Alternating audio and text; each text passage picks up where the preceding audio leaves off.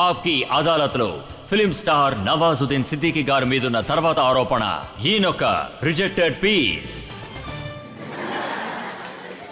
12 సంవత్సరాలుగా film industry మీకు మంచి రోల్స్ ఏమీ ఇవ్వలేదు. ఈ చిన్న చిన్న 2 minutes 40 seconds రోల్సే మీకు దక్కాయి. ఈ రిజెక్టెడ్ పీస్ని ఎలా యాక్సెప్ట్ చేశారు? యాక్చువల్గా నేను స్టార్టింగ్లో ఎక్కువ రిజెక్ట్ అయ్యేవాణ్ణి. ప్రతి చోట ఇలాగే జరుగుతుండేది. అదేంటంటే ఇండస్ట్రీలో రోల్ కోసం కాదు, ప్రతి చోట ఇలాగే. అలాగే నేను ఎంతోమంది అమ్మాయిలతో ఫ్రెండ్షిప్ చేయాలని కోరుకునేవాణ్ణి. అక్కడే నేను మొదట రిజెక్ట్ అయ్యానని చెప్పొచ్చు. యాక్చువల్గా అక్కడి నుంచే రిజెక్షన్ మొదలైంది. ఆ తర్వాత నేనొకటి డిసైడ్ అయ్యాను, ఈ డిపార్ట్మెంటు మనకు చేతనైంది కాదు అని. నేను ఎన్నో విభాగాల్లో రిజెక్ట్ అయ్యాను. ఫిలిం లైన్లో కూడా అలాగే జరిగింది. సో అప్పుడే నేను అర్థం చేసుకున్నాను నేనొక రిజెక్టెడ్ పీస్ అని. ఆ తర్వాత మానసికంగా ఇబ్బంది పడ్డం, ఇలాంటి పరిస్థితి నాకు ఎప్పుడూ రాలేదని చెప్పొచ్చు. ఇక మీదట కూడా రాదు. ఎందుకంటే మనకు ఏ జీవితం దొరికితే దాన్ని సంతోషంగా అనుభవించాలి. చిన్న చిన్న రోల్స్ వచ్చేవి, వాటిని చేసేవాణ్ణి, ఫ్రెండ్స్తో సరదాగా గడిపేవాణ్ణి. ఆ లైఫ్ బావుండేది, సరదాగా వెళ్తోంది. షూల్ సినిమాలో వెయిటర్ రోల్, అది ఎలా ఉంది? వెయిటర్ రోల్ చేసి దెబ్బలు తింటాం. నాకు తెలిసినంతవరకు రోల్ విషయానికొస్తే చిన్నదైనా కావచ్చు, పెద్దదైనా కావచ్చు, రోల్ అంతే. దాన్ని సరిగా చేశామా లేదా అన్నదే మనకు ముఖ్యం. మనసులో ఉంటూ ఉంటుంది, అది ఒక్క క్షణందైనా ఒక్క నిమిషందైనా సరే బాగా చేయాలని. ఐ థింక్ అదే కారణమనుకుంటాను.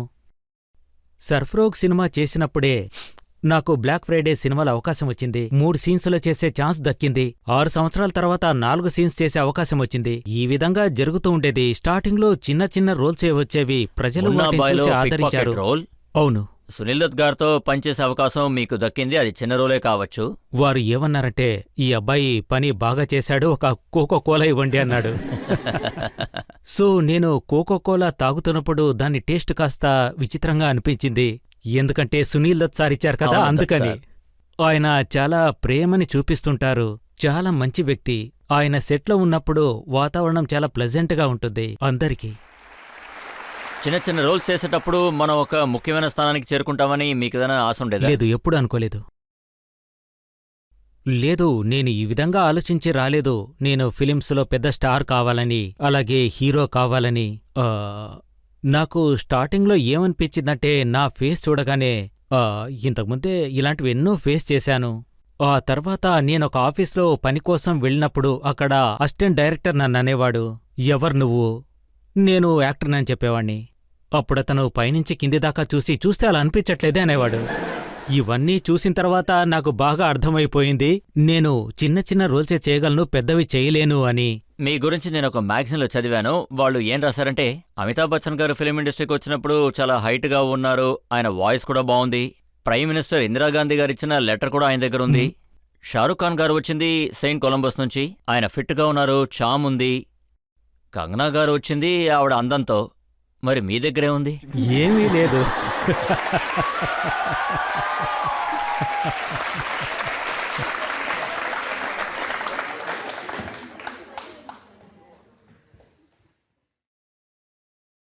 నా దగ్గర ఏముంది? ఇప్పుడు ఆలోచిస్తున్నాను నా దగ్గర ఏముంది అని.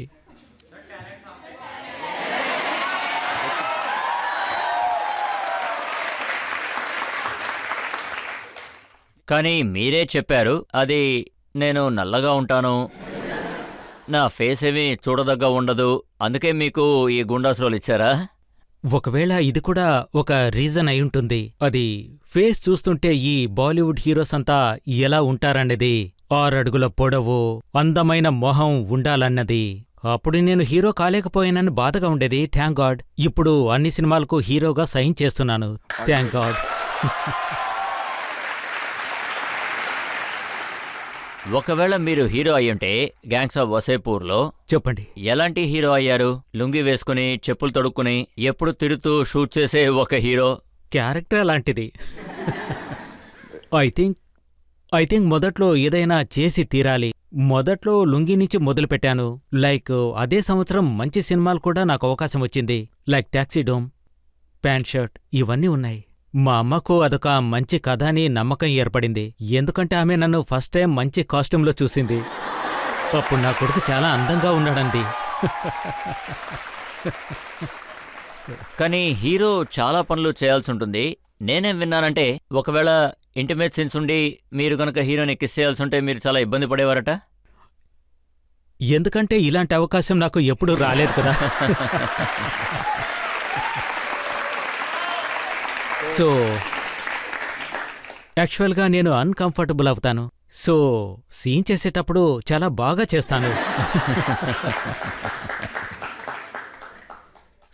సాఫ్ట్గా ఉండింది మొత్తం అంతా. ఇది నిజమేనంటారా? ఫస్ట్ టైం ఇలాంటి సీన్స్ మీరు చేసేటప్పుడు ఆ హీరోయిన్ మిమ్మల్ని అన్నా నవాజాన్ అని పిలిచేవారట. మీరిది డైరెక్టర్స్ కూడా కంప్లైంట్ చేశారట. అవును, గ్యాంగ్స్ ఆఫ్ వాసిపూర్లో అలా జరిగింది. హీరోయిన్ పేరు హుమా కురాషి. మేమొక రొమాంటిక్ సీన్ చెయ్యాల్సింది. అప్పుడు తను ఏమందంటే, నవాజన్న మనము ఈ విధంగా చేద్దాం, ఇలా చూద్దామని. అప్పుడు నేను అనురాగ్తో చెప్పాను, అనురాగ్ కాశ్యప్ తోటి, ఏంటి తను నన్ను అన్న అంటుంది, ఎలా చెయ్యాలి అని.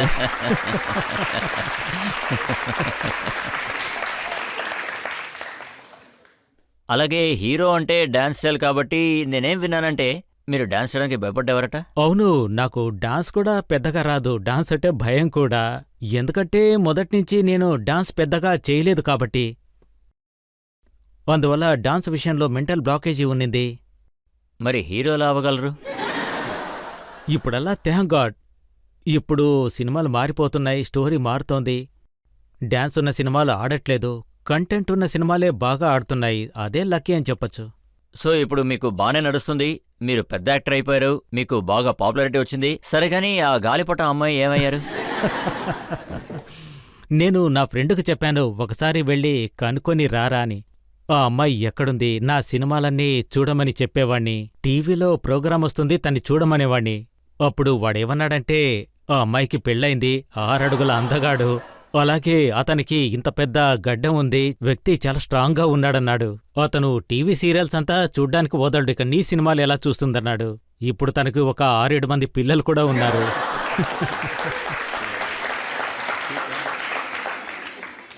ఒకవేళ ఆవిడ గనక ఆప్కి అదాలత్లో ఇవాళ షో చూసారంటే మీరేదైనా మెసేజ్ ఇవ్వాలనుకుంటున్నారా? ఏం చెప్పను?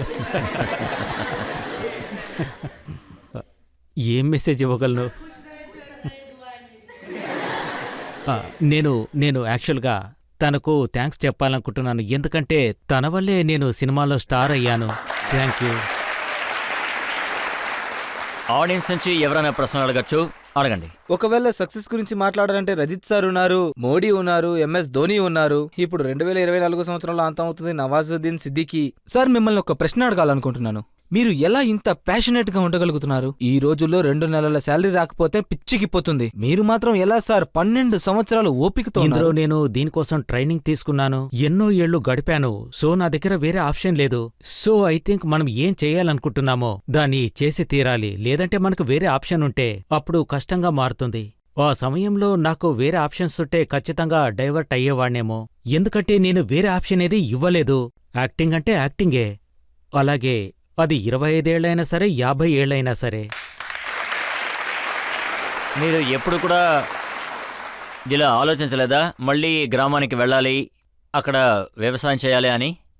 ఇలా ఎన్నోసార్లు నా మనసులో అనిపించింది. అక్కడ సర్వైవ్ కావడానికి కూడా ఇబ్బందిగా ఉండేది. ఒకవేళ నేను ఊరికి తిరిగి వెళ్ళినట్టయితే ప్రజలంతా నన్ను చూసి, మేం ముందే చెప్పాం కదా నీ మొహం చూసుకో అని ఇదంతా తట్టుకోలేకనే నేను చాలా బాధపడేవాణ్ణి. అందుకే ఎప్పుడు తిరిగి వెళ్ళను. చాలా మంది నా దగ్గర డిమాండ్ చేశారు, మీ first cinema gangs of Wasseypur బాగా హిట్ అయింది, ఆ సినిమాలోని డైలాగ్ ని మీరు తప్పకుండా ఇప్పుడు చెప్పాలి. ఆ సినిమాలో ఒక ఫేమస్ అయిన డైలాగ్ కూడా ఉంది, బాప్ కా, దాదా కా, భాయ్ కా, సబ్ కా బదలా లేగా రే. అలాగే ఆ సినిమాలో నాకు బాగా నచ్చిన డైలాగ్ ఒకటుంది. అప్పుడు నా ఫ్రెండ్ కూడా కూర్చున్నాడు. నేనప్పుడు ఈ విధంగా గంజాయి పీలుస్తున్నాను. నేను వాడిని చూసినప్పుడు వాడు నన్ను ఇలాగ చూస్తున్నాడు. ఆ తర్వాత నన్ను అడుగుతాడు, ఏంటి అలా చూస్తున్నావు? हम तो सोचे थे संजीव कुमार के घर में बच्चन पैदा हुए हैं, लेकिन जब आंखें खुली तो देखा साला हम तो शशि कपूर है, बच्चन तो कोई और है. అప్పుడు ఆయన ఈ విధంగా చేస్తారు. ఏం చేయను? నవాజ్ గారు, మీరు ఎన్నో విజయాలు సాధించారు, మీకు ఇంకా ఎన్నెన్నో విజయాలు రావాలని మేము ఆశిస్తున్నాం.